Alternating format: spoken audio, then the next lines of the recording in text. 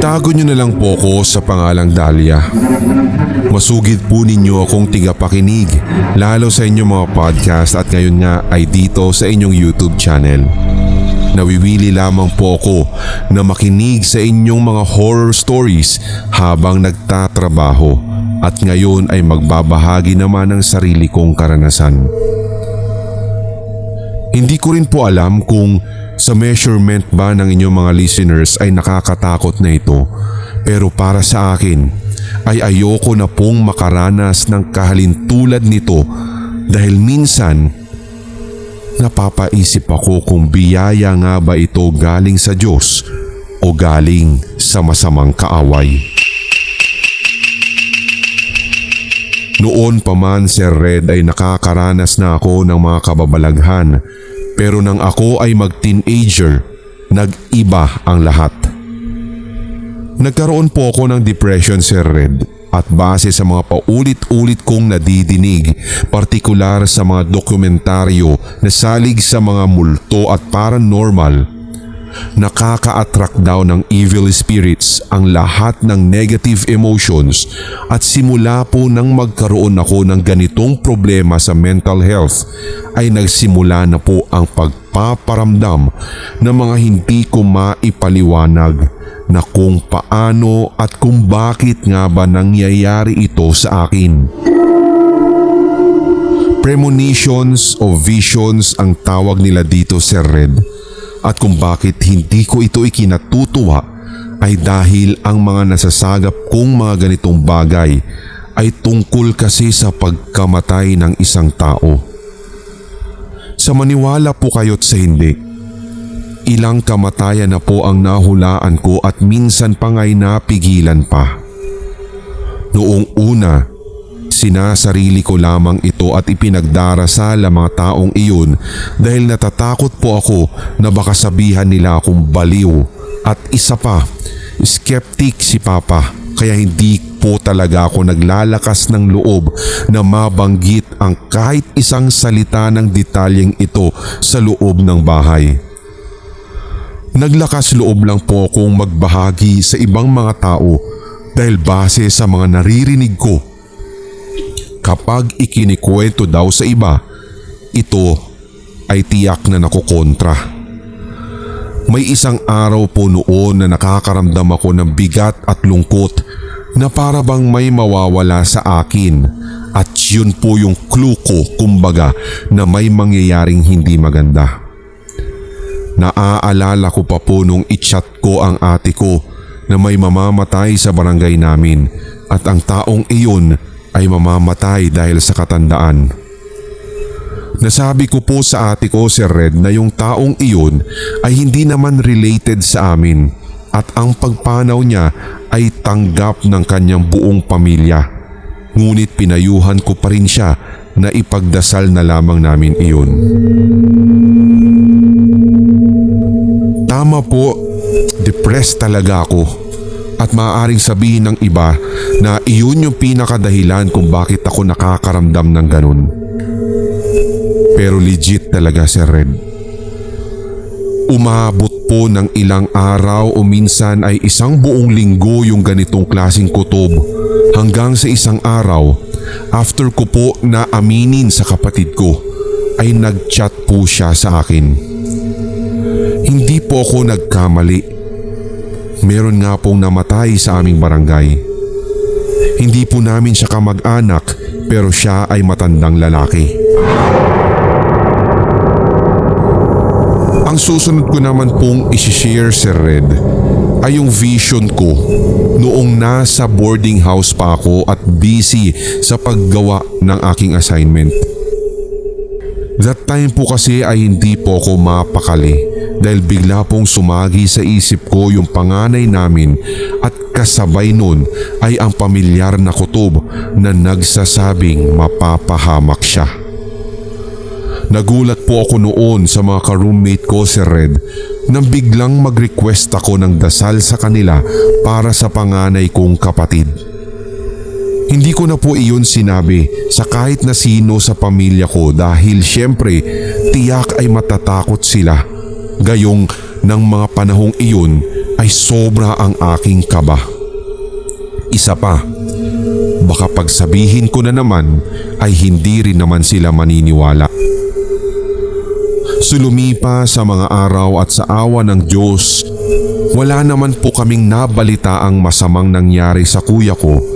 Ngunit ng isang gabi, habang kachat ko ang aking ate, ay naikwento niya sa akin ang aksidenteng nangyari sa panganay naming kapatid noong nakaraang linggo bago kami makapag-usap. Kaya kung maaalala po ninyo sa pinakaumpisa ng kwento ko, yung linggong iyon ay ang mga panahong kinukutuban ako para sa panganay naming kapatid. Ayon po kay ate, nakuryente daw po si kuya, at kung hindi siya nakita at sinipa ng kasamahan niya sa trabaho para mabitawan yung bakal na dinaluyan ng kuryente, ay tiyak ang kanyang kamatayan.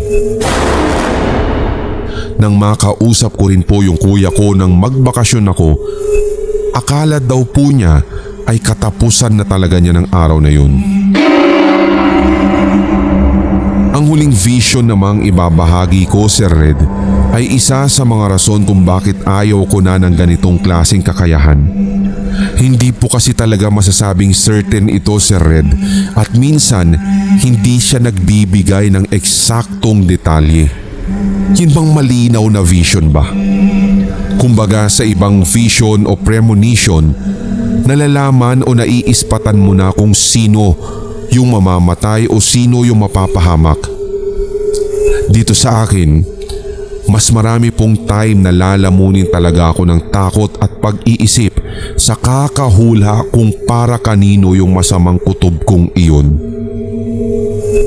2 linggo akong nagsuffer sa ganitong klaseng pakiramdam.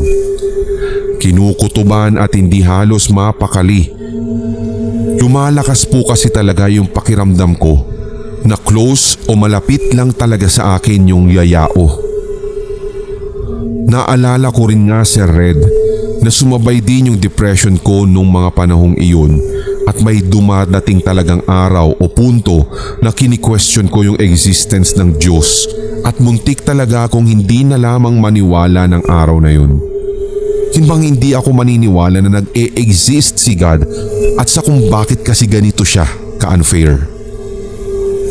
Dahil doon, kahit papaano, nawala yung negatibong thoughts kong iyon at sa halip ay napalitan ng positibong pag-iisip na dapat mas lalo akong maniwala o kumapit sa Diyos sa ganitong klaseng mga sandali dahil siya lang ang pwedeng makapagpigil sa mga visions ko at higit sa lahat ay napakabuti niya sa atin.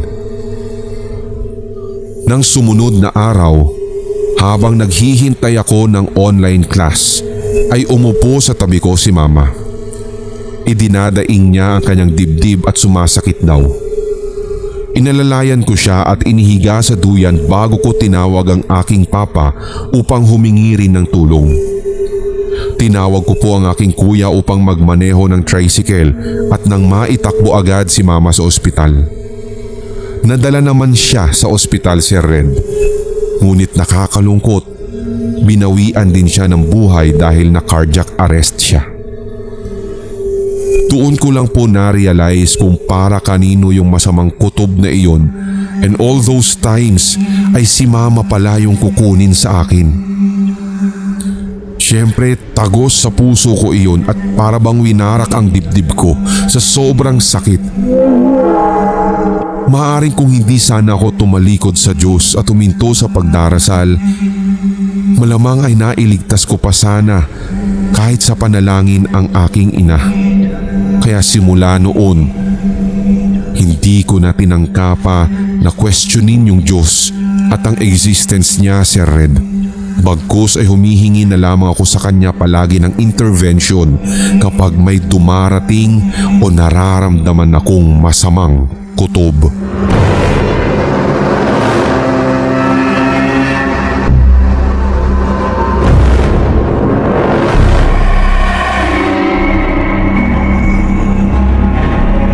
Ako po si Teacher Jello, isang elementary volunteer teacher dito sa Tayabas, Quezon.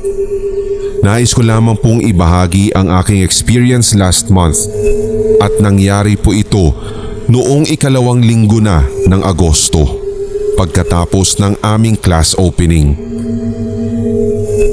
Before I proceed, I hope na hindi po ninyo isipin na baliw ako, and kung sakali may payo kayo, I am willing to listen. Since early high school, meron na po ako at open na yung third eye ko. Hindi na po iba sa akin ang maka-encounter ng mga nilalang na kulay itim, walang muka o bibig, at minsan ay talagang mga walang mata na nakakatakot pa. When I became a teacher and as I grow older, hindi ko alam na may isa pa palang nilalang na palagi akong pinagmamasdan. Though hindi ko po siya masense dahil masasabi ko na yung kanyang territorial spirit ay kaya pong mag-block ng aking senses. So nang pumasok ang school year, palagi na po akong nakakatulog ng mag-isa sa personal sleeping room ko sa bahay namin sa Lucena dahil aware ako na may mga nakikita o nararamdaman ako na kakaiba pag nagpapatugtog ako ng mga worship songs mula 10 p.m. hanggang 6 a.m. For a while, everything was okay at palagi akong nagkikwento sa mga parents ko about this. Pagsapit po ng kalagitnaan ng buwan ng Agosto, meron po akong kakaibang karanasan na naganap sa mismong pagtulog ko doon sa kwarto ko. Tuwing sasapit ang alas 3 or paminsan ay 12 midnight pa lamang, andun yung pakiramdam na meron pong strange presence sa banyo.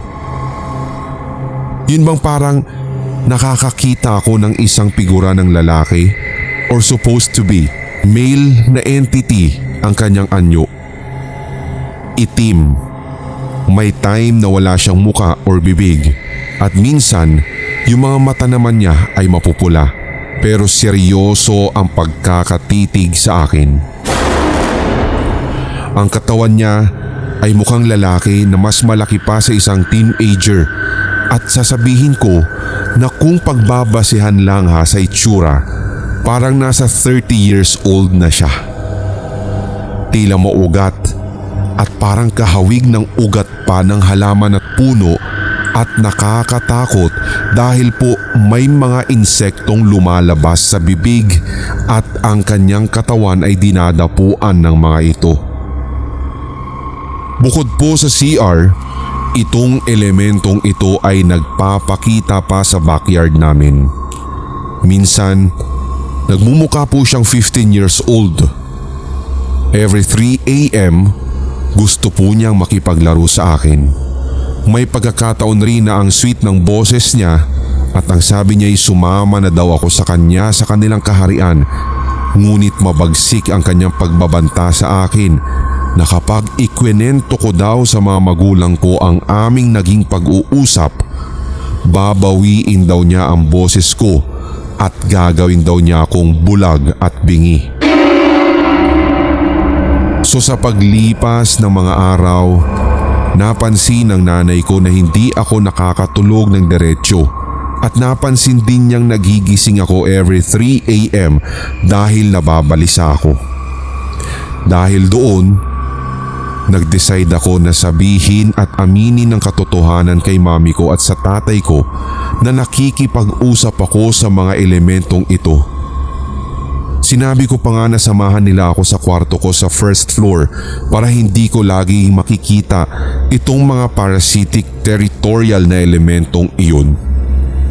Nag-prayer gathering na rin po kami para at least mawala o hindi po magkaroon ng demonic attack ang mga nilalang na iyon sa akin.